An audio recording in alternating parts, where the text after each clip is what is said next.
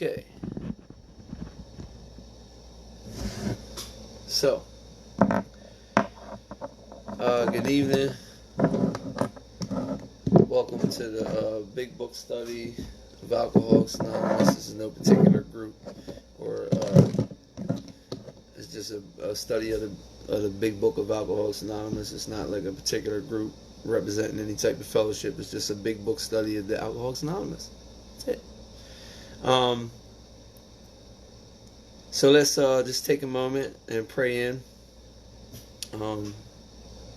Take a deep breath.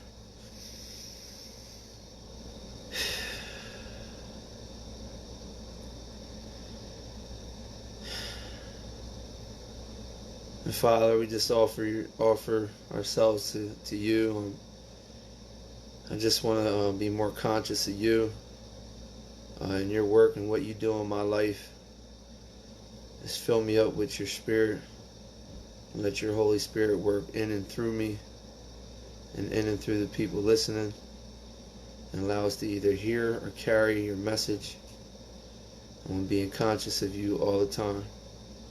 Letting go of all my pride, ego. Remaining humble. Dishonesty and self-pity. Just letting go of that stuff and just remaining humble and remaining in your grace. Help me carry your message and not my own. Keep my mouth closed and open yours up. Amen. So we're on got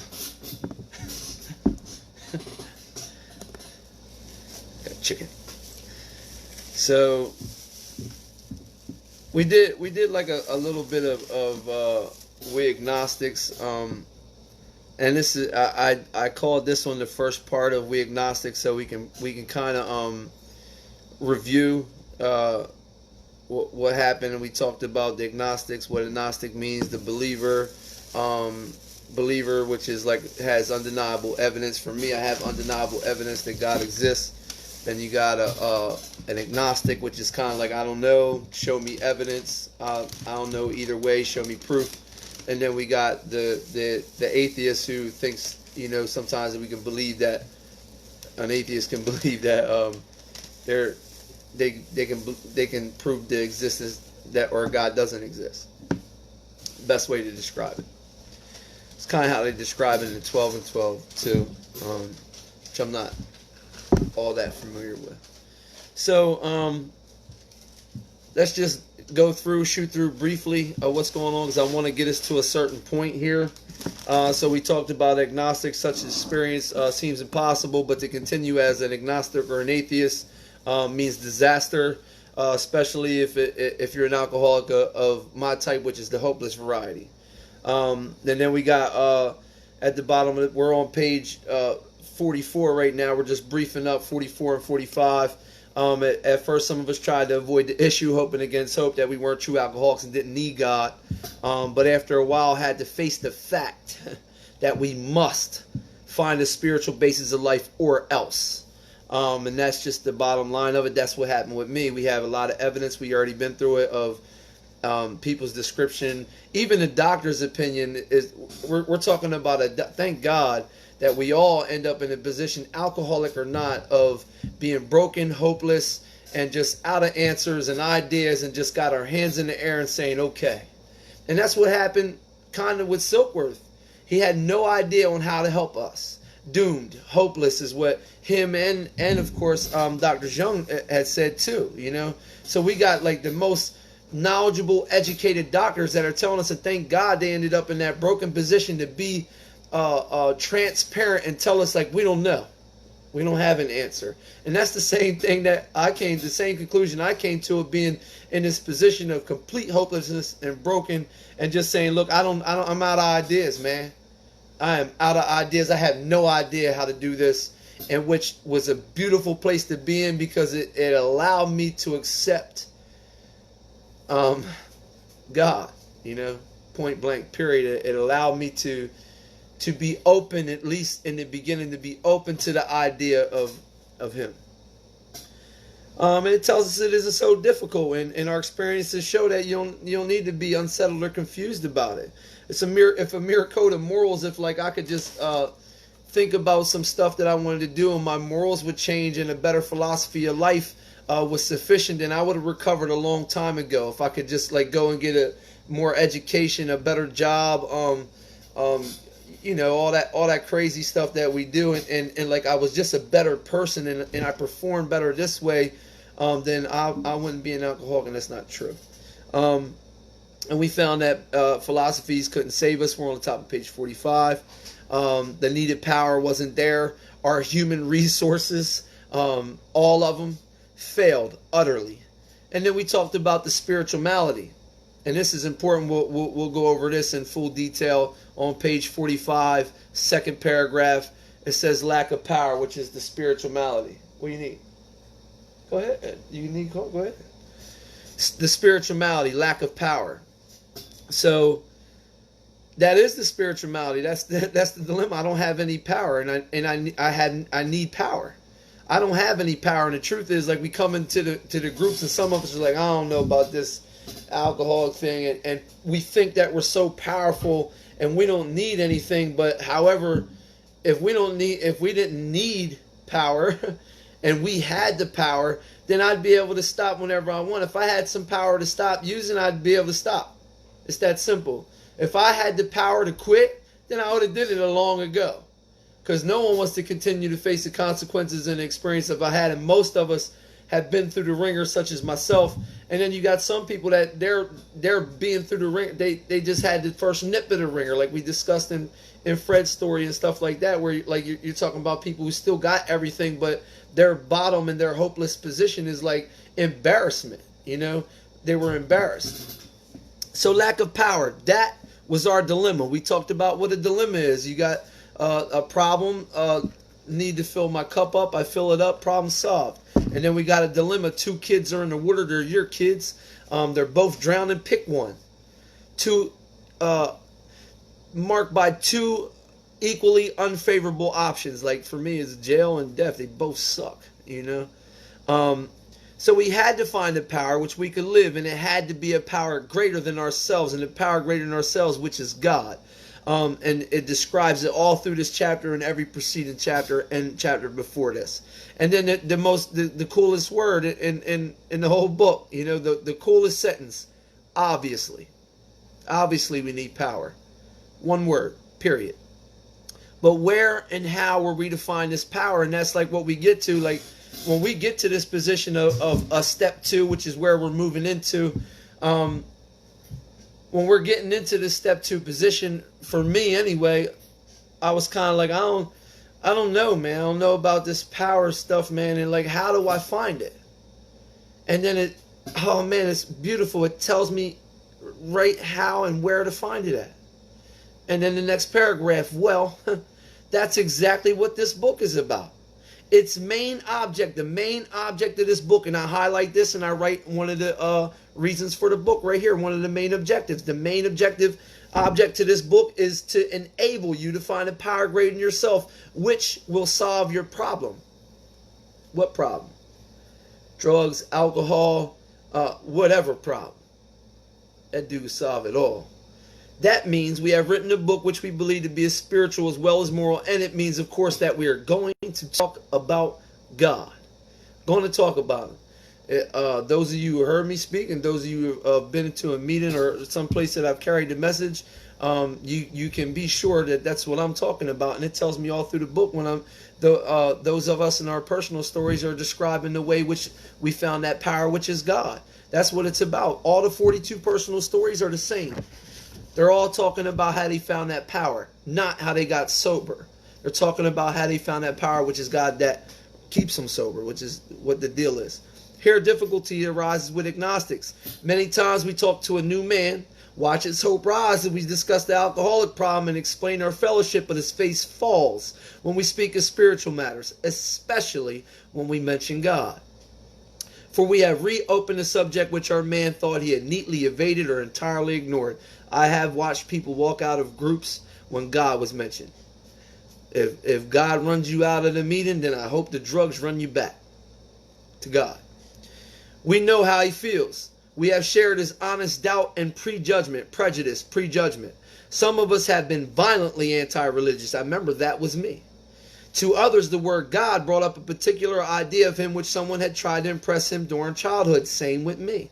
Perhaps we rejected this particular conception because it seemed inadequate. Bottom of page 45. With that rejection, we imagined that we abandoned the God idea entirely. Let me explain. I was raised Catholic. Ain't got nothing to do with religion. I'm just giving you some insight because we all have heard some stuff like this before. And growing up, like there was this huge ordeal in the media and stuff like that about Catholic priests and stuff that they did. Now, I am 100% not condoning anything that someone did. However, that was disturbing to me. Instead of me looking at like the human frailties and the human character defects that everyone has, right? And even though some people are sicker than others and sicknesses attack people in different ways, especially the spiritual malady sickness, I looked at it like, oh, that's it. This thing ain't real. So I looked at the human frailties of a man. I looked at what a man did and decided to chalk the idea of God up entirely. And I thought that I rejected the whole idea because I rejected what I grew up on. We were bothered with the thought that faith and dependence upon a power beyond ourselves was somewhat weak, even cowardly. We looked upon this world of warring individuals, warring theological systems, and explicable calamity with deep skepticism.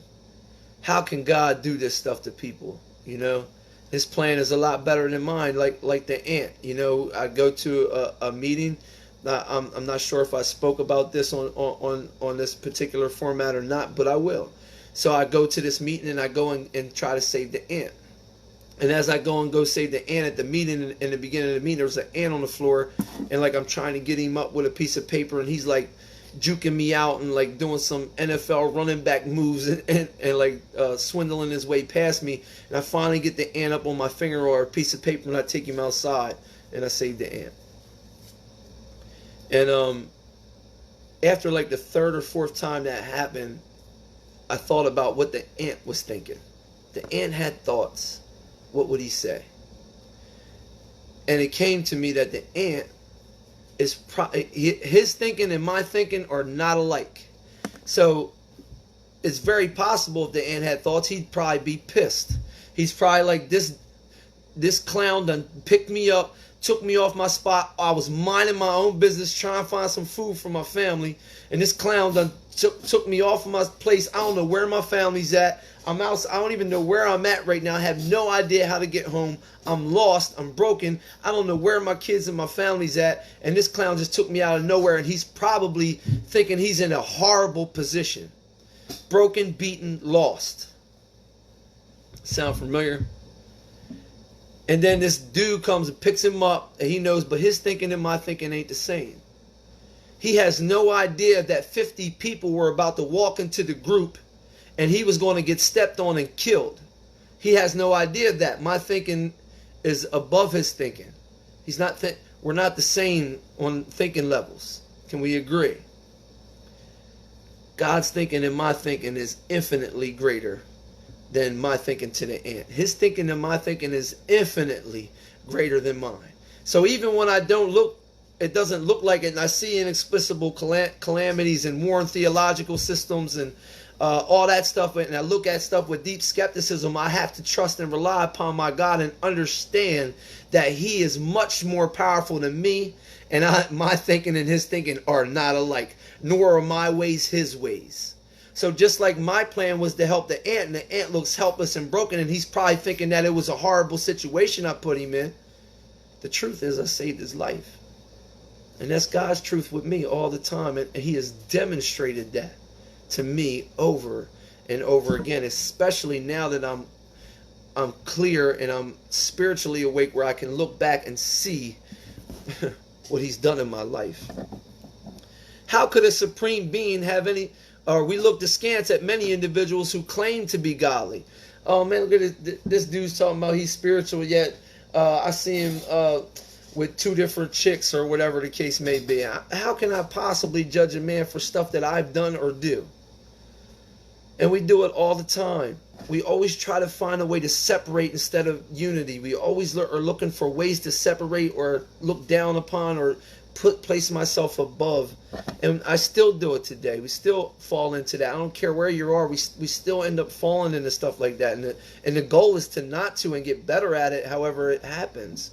How could a supreme being have anything to do with it all? And who could comprehend a supreme being anyhow? Question mark. Nobody. Nobody. How can I possibly understand God who created the heavens and the earth, the stars and infinite space? And I mean, come on.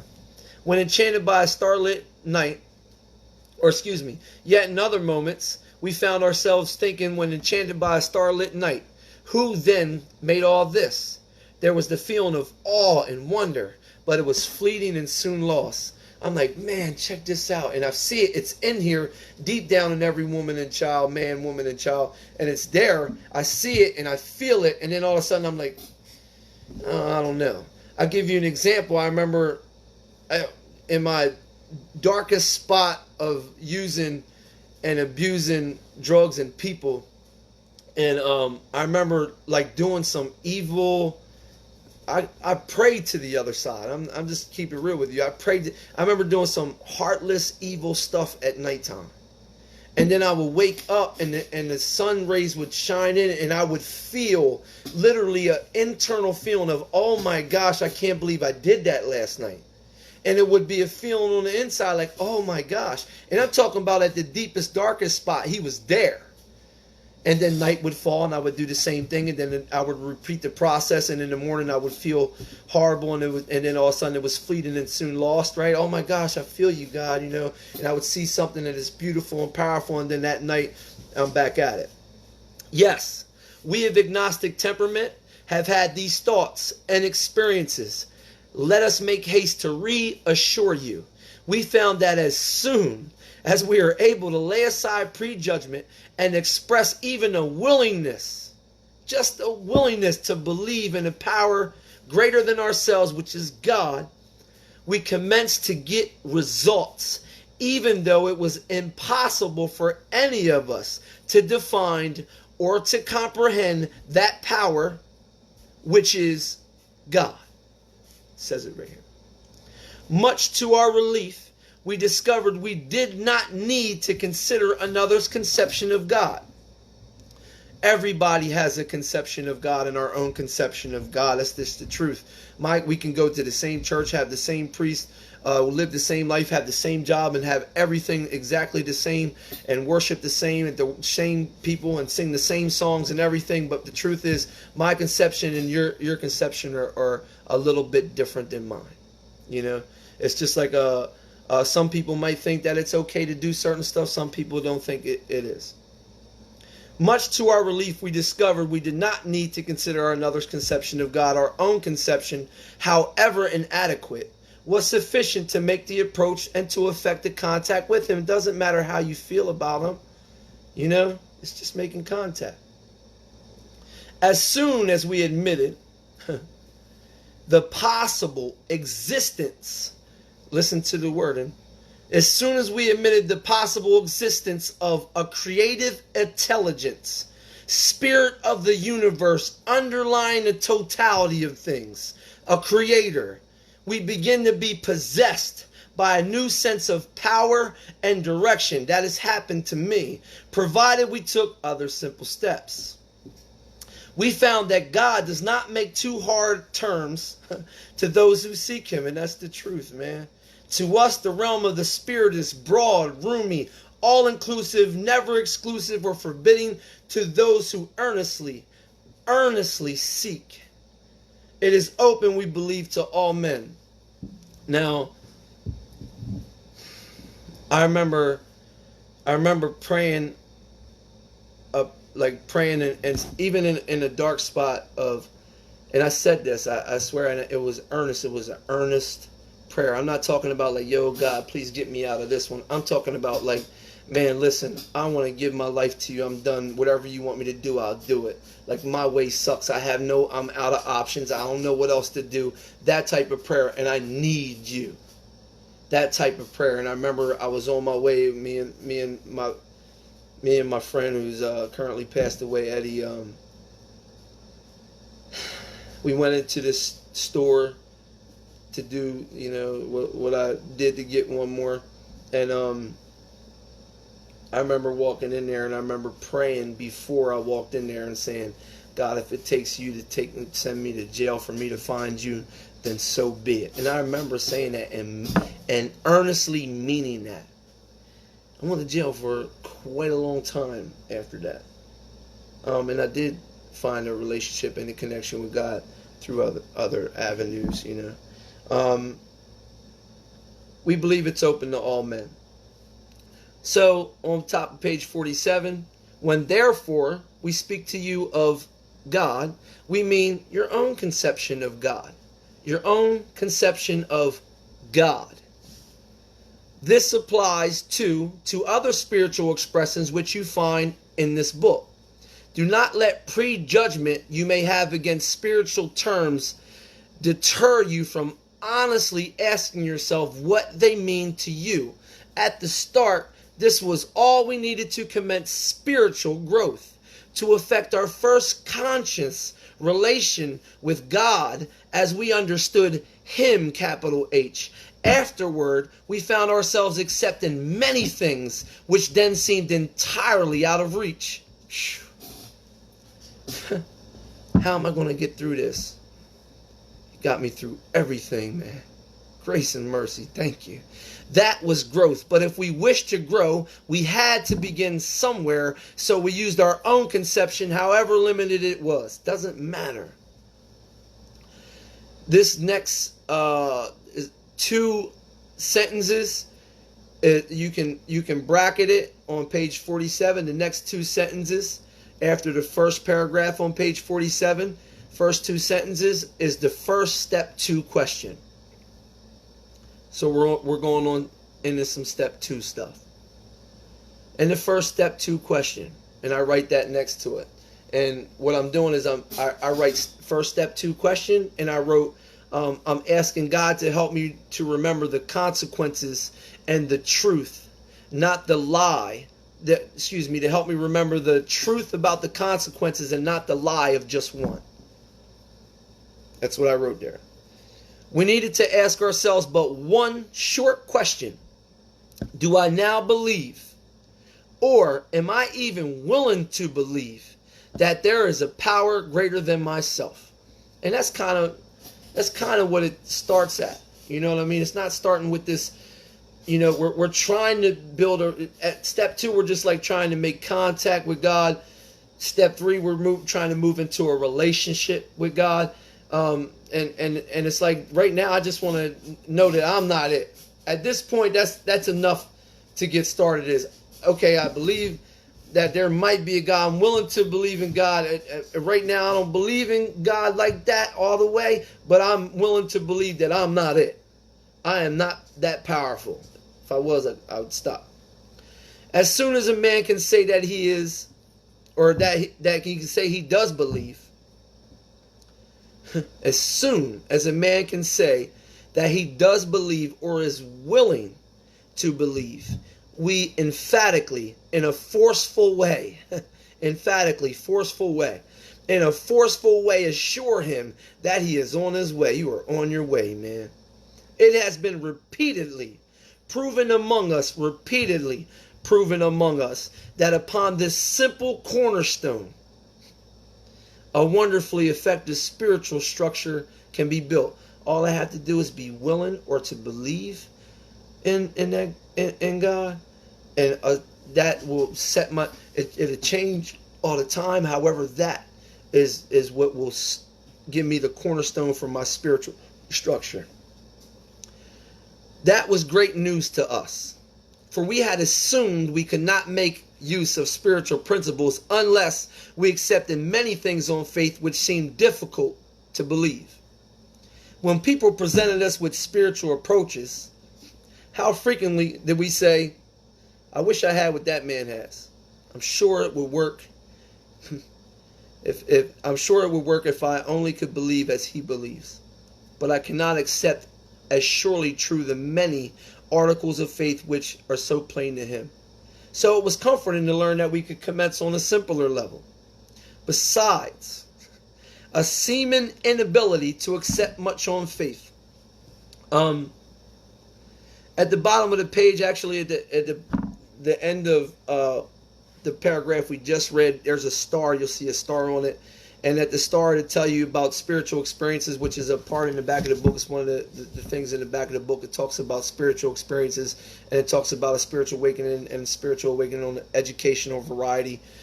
So it's like, because before this, we're talking about some white light experience stuff, and then they don't want to give you the misconception that you can't find it over time. And then the educational variety is like, I'm starting to wake up over time, and other people see it before I see myself, before I see it in myself. Besides a seeming inability to accept much on faith, we often find ourselves handicapped. I underline handicap by obstinacy. I underline that, which is stubbornness. Sensitiveness, I underline that. And unreasoning prejudgment, and I underline that. And I put next to that stuff, these are the things that blocks faith. Having find ourselves handicapped, I'm handicapped by stubbornness, sensitiveness, and unreasoning prejudice.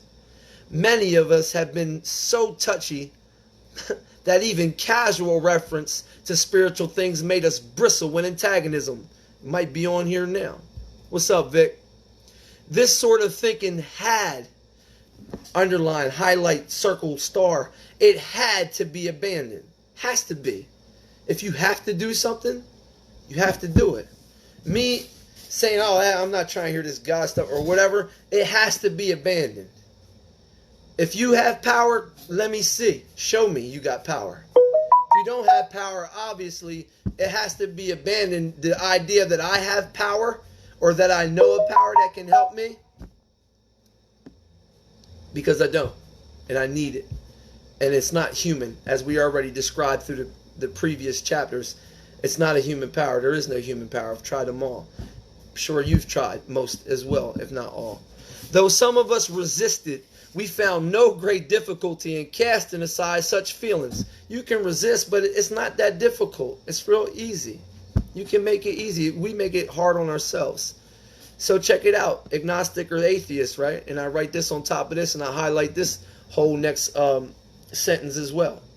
Faced with alcoholic destruction, we soon become as open-minded on spiritual matters as we had tried to be on other questions. Knowing that I'm going to die or spend the rest of my life in prison. Alcoholic destruction. I'm beaten. There is no human power that can help me. I tried them all. I'm faced with alcoholic destruction. I'm atheist or agnostic. It gets me to a point of like, okay, it's either I'm going to die or accept, we already talked about it. Go on best you can or accept spiritual help. There ain't no third option C. And our own stories to tell us that. In this respect, this is so cool, man. In this respect, alcohol has been a great persuader. It finally beat us into a state of reasonableness. Thank you. Sometimes it was a tedious process. Alcohol beat me into a state of reasonableness to accept spiritual help. Ain't no other way. Detoxes, rehabs, women, whatever, none of it worked. So I finally was beaten into a state of reasonableness to say, okay, man, you the last stop on the block, let's go. Sometimes this was a tedious process. That's hilarious. Tedious process. I'm going to just smoke weed and drink. No, that's too much. I'm going to drink, then smoke weed. I'm going to do coke. I'm just going to sniff it. I try to sniff it, now I come down with dope. I'm just going to try alcohol. I'm just going to try beer. I'm going to try to go to this rehab. I'm going to try this concoction. Well, if I leave that alone and get a prescription, I'll be okay. You're talking about I'm going to go to therapy. I'm going to go to counseling. I'm going to go to Father Martin's Ashley. I'm going to go to the Key program. I'm going to try to get whatever help I can. We're talking about a tedious process. Oh my gosh, man. I didn't. Tedious is a. There's gotta be a better word for it than that. I'm feeling a insanely tedious process to continue to do it. It's just ridiculous. We hope no one else. God, I pray no one else will be prejudiced as long as some of us were. Whew. Me too. The reader, I even put laughing my ass off next to that. The reader may still ask why he should believe in a power greater than himself. We think there are good reasons. I put laughing next to that. And then I also wrote, nothing else works. Nothing else works. That's a pretty damn good reason. Nothing else has worked for me. Let us have a look at some of them. The practical individual of today is a stickler for facts and results. Nevertheless, the 20th century readily accepts theories of all kinds. We accept theories of all kinds provided they are firmly grounded in fact, until someone else comes up with another theory which is proven that theory wrong, which we do all the time. We have numerous theories, for example, about electricity. Everyone believes them without a murmur of a doubt. Why this ready acceptance? You know, we believe that we know when the sun is going to burn out. It's going 22 billion years or something like that. We believe, well, helium burns at this level. We can't even get nowhere near the sun, and humans are so arrogant that we think we know when the sun is going to burn out. That is just a ridiculous statement, and people believe it. If you ask somebody like, yeah, man, some smart science dude, yo, man, when's the sun going to burn? 22 million years, most likely. Of course they're going to give you an answer that you'll never be able to disprove. How are you going to know? We're not going to be here 22 billion years. Why this ready acceptance? Simply because it is impossible to accept what we see, feel, direct, and use without a reasonable assumption as a starting point. Just need a starting point. The starting point is a willingness to believe.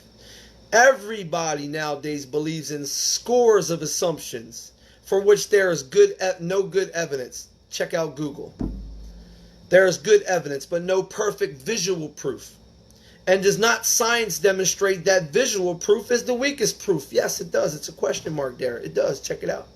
It is being constantly revealed as mankind studies that the material world and outward appearances are not inward reality at all.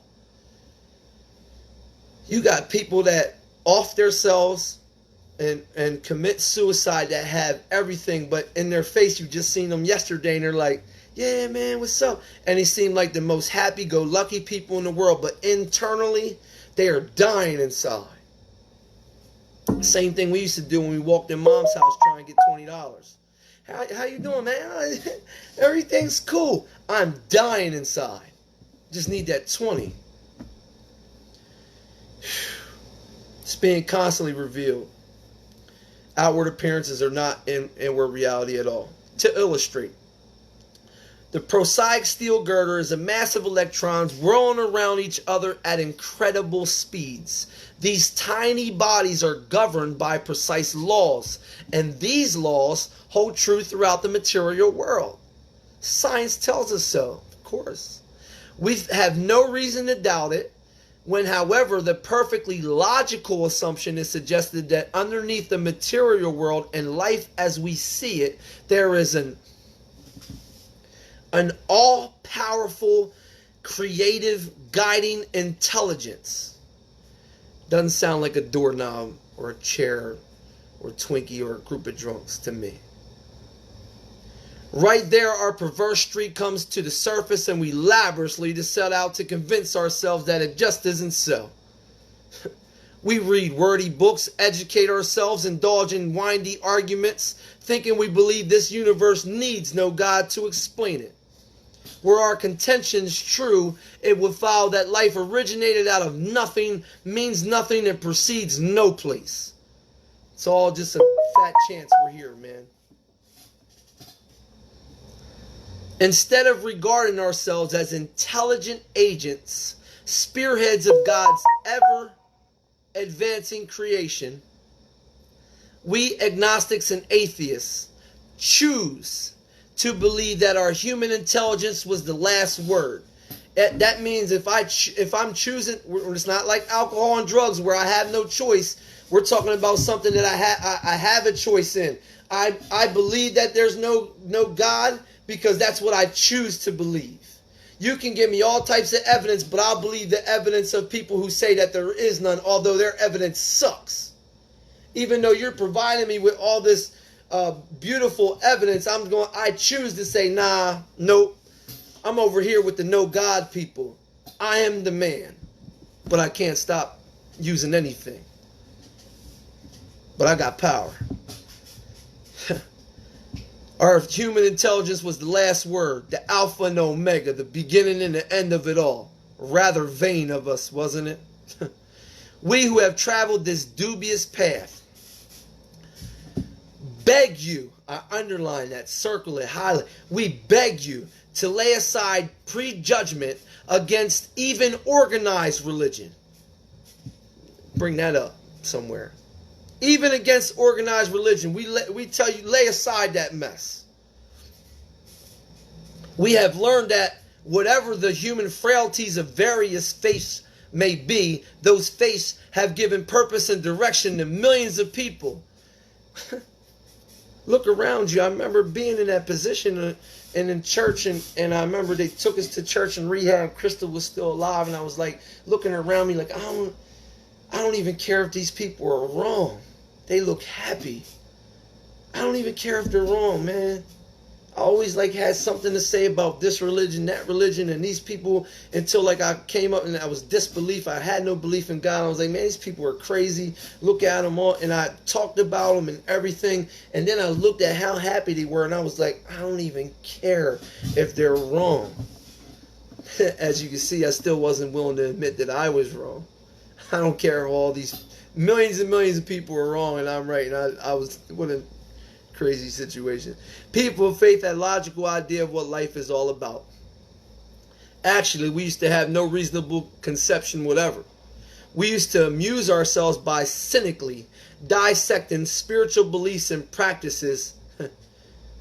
Just what I just described to you, what I used to do, when we might have observed that many spiritually minded persons of all race, colors, creeds, and everything else are demonstrating a degree of stability, happiness, and usefulness which we should have sought out ourselves.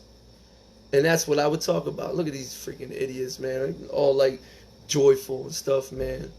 I was just this miserable. Thank God for God. Oh my gosh. Page 50. Instead, let me see how we doing. Instead, we'll be all right. Instead, we looked at the human defects of these people and sometimes used their shortcomings as a basis of wholesale condemnation, like I explained with the priest. I see Pastor John was messing with Mike's wife before, and they fell in love, and man, I'm done. This whole thing sucks. God is not real because of that. A human's not supposed to do human things. No one is in that position should have shortcomings. Yeah, right. No one's a saint, man. Wish we were. Wish I could be. We talked in intolerance. Oh, man, check this out. We talked of intolerance while we were intolerant ourselves. We missed the reality of the beauty of the farce because we were diverted by the ugliness of some of its trees. We never gave the spiritual side of life a fair hearing. I honestly didn't. Let's talk about what the stories are about. What are we talking about when we're carrying the message? In our personal stories, you will find a wide variation, and I highlight this and I put what stories are about, what we're supposed to be speaking about in meetings. A wide variation in the way each teller approaches and conceives of that power which is greater than himself. Rather, we agree with a particular approach or conception seems to make little difference. It doesn't matter if I believe in Jesus and you believe in Buddha or whatever. It makes no difference. You know what I mean? It really doesn't. It doesn't matter if you agree or not. As long as we have that power, which we believe is the creator, cool. Experience has taught us that these are matters about which, for our purpose, we need not be worried. But There are questions for each individual to settle for himself. But choose. But make a choice. Settle it for yourself on what you want God to be and your power and your creator to be and what qualities he wants, and then go with it. On one proposition, however, these men and women, and we are now, I can say this about myself, we are strikingly agreed. Every last one of us has gained access to and believes in a power greater than himself. This power has in each case accomplished the miraculous, the humanly impossible. Humans can't do it, and it's a miracle. Who can do that? Not a chair, not a group of trunks. This power has in each case accomplished the miraculous, the humanly impossible. As a celebrated American statesman put it, let's look at the record.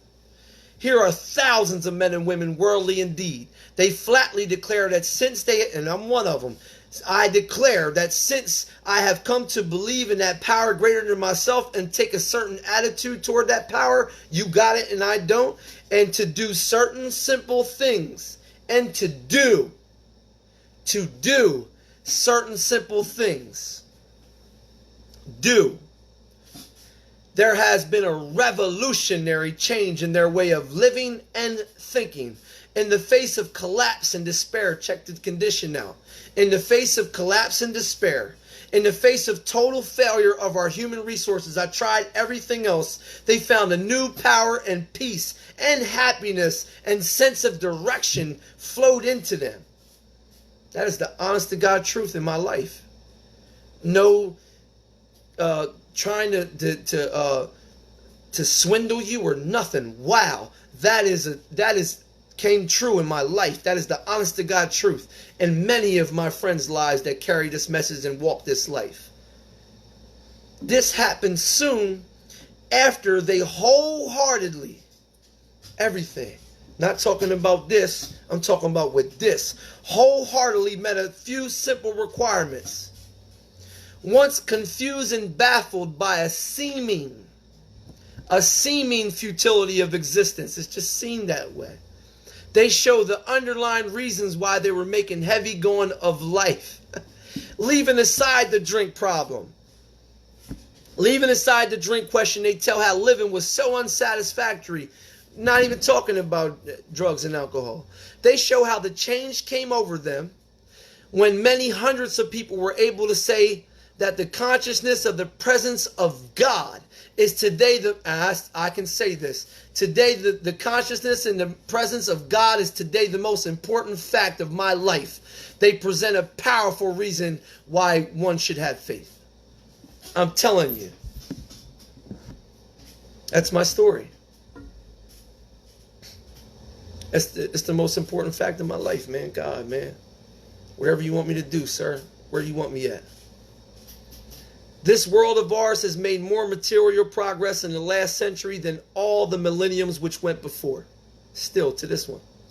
Almost everyone knows the reason. Students of ancient history tell us that the intellect of the men in those days, in the olden days, was equal to the best of the day. They was just as smart.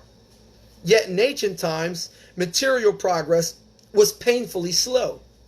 They weren't worrying about, I gotta put on my new outfit. Yo, where's my other chain at? Yo, I gotta get a new cartridge, man. Yo, let me get a new car. They weren't worrying about, no, this house ain't doing it for me. They weren't worrying about stuff like that. They was all worrying about the spirit. The spirit was huge back in the day, as you know, throughout history. They weren't worried about material stuff. Men's minds were fettered by superstition, tradition, and all sorts of fixed ideas. Some of the contemporaries of Columbus Columbus thought a round earth preposterous. Remember the earth was flat? Others came near putting Galileo to death for his astronomical heresies. We asked ourselves this. Are not some of us just as biased and unreasonable about the realm of the spirit as were the ancients about the realm of the material? I can't believe that this is, I have this, that's me too. I can't believe I actually put myself in a position of believing that material stuff would fix in here. If I just got this and that and her and them and hung over here and succeeded in doing this. I wasn't even worried about the spirit. I was worried about trying to build my material life. Gosh. Even in the present century, American newspapers were afraid to print the account of the Wright brothers' first successful flight at Kitty Hawk. Had not all efforts at flight failed before? They all said that flight was impossible. Did not Professor Langley's flying machine go to the bottom of the Potomac River? Was it not true that the best mathematical minds had proved that men could never fly? The best mathematical minds on the planet had proved that men could never fly. Had not people said that God had reserved this privilege to the birds? Only 30 years later, and the conquest of air was almost an old story, and airplane travel was in full swing. Just like that. People changed their mind, and now they've seen it. And the truth is, like, they didn't have nobody telling them. They're on a farm. There wasn't a TV. Their mathematical minds didn't go over to Wilbur's farm and to the Wright brothers and say, yo, mathematically, it's impossible for you to fly. Nope, they didn't get the memo. Which is why they did it. They had faith. So do I. Thank you, God, for being in my life. But in most fields, our generation has witnessed complete liberation of our thinking. Show any longshoreman a Sunday supplement describing a proposal to explore the moon by means of rocket. And they'll say, I bet they do it. Not so long either. This was 30 years. This is 1939. This was published. We landed on the moon in 1969. They wrote this before we even did it. Check that out. Ain't that cool? And this was written. Ain't nothing changed with that. Wow. I bet they do it. Maybe not so long either. Is not our age characterized by the ease with which we discard old ideas for new, and by the complete readiness which we throw away the theory or the gadget which does not work for something new that does? If I need the iPhone 97, even though the iPhone 6 works just like iPhone 97, I need the 97. It got a better camera. Did you see the it's smaller. The next one will be bigger. It doesn't even matter. I need it because it's new. This one has more gigabytes that I never used on the last one I had, but I got to get it. Oh man, look at that car. Check this. I got a brand new 2020. I don't really have that. I don't care for such things. I'm just saying. I got a new 2020 freaking convertible Mustang, and I pull next to the dude in the convertible 2021 one, and I go, damn, I should have got the red one. It's crazy. We had to ask ourselves, and this whole next paragraph I would highlight and bracket out, because these are the bedevilments. And this is what I would ask a guy. We had asked ourselves why we shouldn't apply our human problems the same readiness to change our point of view about God. We are having trouble with personal relationships. Does that sound like you?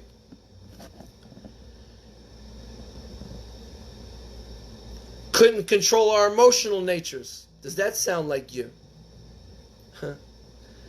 We're a prey to misery and depression. Sound like you? Couldn't make a living. Sound like you? Had a feeling of uselessness. Sound like you? Full of fear, unhappy, couldn't seem to be real help to other people. Sound like you? Was not a basic solution to these bedevilments in my life more important than rather I should see a New Year or get the new freaking Mustang? Hell to the yeah, it was. Still is. I'd rather fix any of that stuff, even one of those things, than to have a brand new car.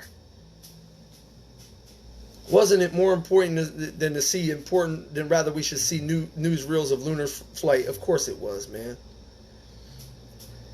When we saw others solve their problems by simple reliance upon, check this out, spirit of the universe, by simple reliance upon the spirit of the universe, we had to stop doubting the power of God. Our ideas did not work, but the God idea did. The Wright brothers, just like we talked about, almost childish faith, that they could build a flying machine which would fly was the mainspring of their accomplishment. It was. They had faith, man. Childish faith. Without that, nothing could have been accomplished. The agnostic and atheists were sticking to the idea that self-sufficiency would solve our problems.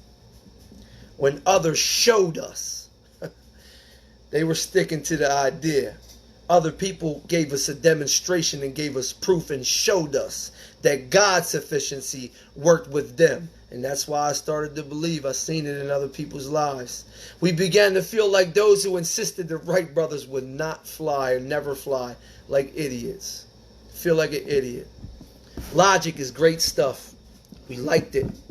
We still like it. It is not by chance that we are given the power to reason, to examine the evidence of our senses, and to draw conclusions.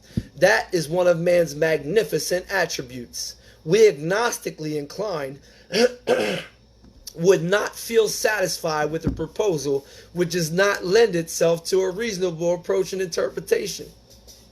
Hence, we are at pains to tell you that we think our present faith is reasonable. I ain't do it no other way. If you knew my life before this, and you heard about my life before this, or you heard my story, which is all true, it's a pretty good reason why to accept God. Everybody counted me out, chalked me up. Mom, dad, brothers, sisters, cousins, uncles, everybody. Whew, thank you. Why we would think it more sane and logical to believe than not to believe. Why we say our former thinking was soft and mushy when we threw up our hands in doubt and said, I don't know, man. I don't know. Highlight this next paragraph and also bracket it out. This is the second step 2 question. Second step 2 question. When we became alcoholics, can you stop? Can you control the amount you take? Are you an alcoholic? Do you agree with that? Do you receive the consequences and experiences and still freaking clean when you're sober and you ain't got nothing in your system you use anyway? All the stuff we went through previously. Are you self-imposed by a crisis? Self-imposed by I did it myself. I self-imposed by, I'm an alcoholic, crushed. I'm crushed by a self-imposed crisis. We could not postpone or evade the issue of God no more. We had to fearlessly face the proposition that either God is everything or else he is nothing. God either is or he isn't. What's your choice to be? And that's every day for me. God either is everything or he is nothing. What's my choice to be? He is everything. He is everything to me. And God willing to remain, I don't ever want to lose that position of being in a position of not thinking that he is everything. He's everything and more. So draw a line through that, separating those 2 paragraphs. We're on page 53. We'll be able to move out. So what we would do is, in my previous lineage, we would watch a movie. And the reason we would watch a movie is because we're looking for an unexplainable thing here. We're talking about a lot about faith and reason, loyalty and stuff like that. So we're looking for a spot. Call it the God spot, right? We're looking for this spot like love you can't explain. There's no scientific explanation. Well, the endorphin of this, and there's no evidence to explain love. Where I'll have you'll have 2 different women, a woman who is, or man, whatever, and you got this. You're in this position of this person is unbelievable. This person has a job. This person outside and inside is magnificent. This person over here isn't that magnificent on the inside or the outside. Yet I love them. This person has got to go. There's nothing to explain that. All reason would tell me to be You know, and I'm sure we all been in relationships like, yo, what are you doing? You got such and such that likes you so much, girl. What's up with you? You know, and then we got this person over here, but we love this idiot, and we're like, yo, man, I'm sorry to say that, but it's true. We love this other person, and we're like, I'm going, nah, man, I'm going home. I don't know. I'm not trying to hear that. There's nothing to explain that feeling of when we're watching a movie where something in us just, where you start to choke up a little bit, and the tears start to well up, and there's a spot. That's what we're looking for. Find that spot. So the movie that's recommended to most people is Hachi, right? It's called Hachi. You can look it up and find it, and it's about faith and loyalty. So if you watch this movie Hachi, and you watch it, and something happens, find out where it's at. Is it up to the left? Is it to the right? Where is it? You want to know where mine's right here, man. When I see it, I'm like, oh, man. When I'm empathetic or sympathetic towards somebody, I'm like, oh, man. Or I see something happen, like, oh. You know, and I can relate and feel that. There's nothing to describe. There's no scientific evidence. So that's the God spot. We're looking for that. We want to pay attention to that and put some focus on that. So that's what we're doing. Hopefully you'll do that before, what's today, Sarah? Tuesday. So you got 3 days, man. Check it out. Find out where your God spot is, man. Just even though this ain't no sponsorship stuff or nothing like that, just check it out, you know. Just do some stuff, man. See what happens. Maybe it'll be helpful to you, you know. So watch that movie, and Tuesday we'll finish up We Agnostics, the second part of We Agnostics. And then we're going to start moving into some step 3 stuff after we get done thoroughly with this step 2. So God bless y'all, man. Thank you for attending. And have a beautiful night, man. Go outside, pray, meditate. Don't forget to pray for somebody else, man. Somebody that you hate too. Somebody that you really dislike. Go pray for them, man. And maybe even make a phone call tonight. Do your 10-step stuff, man. Maybe make a phone call to somebody that you owe an apology to, man. Tell them you're sorry.